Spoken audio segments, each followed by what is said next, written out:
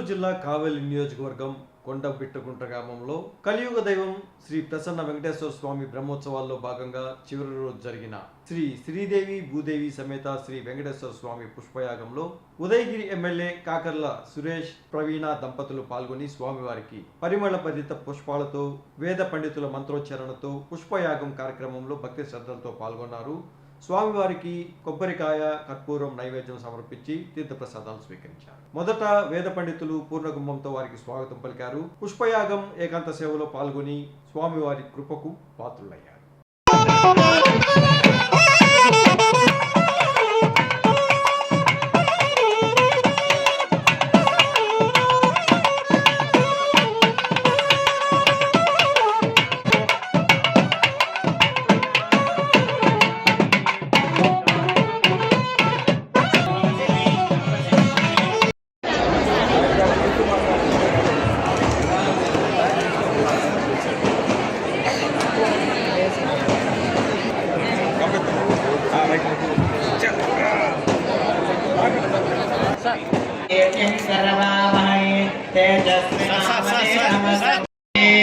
वो इत्यग्रे व्याहरेत नम इति पश्चात्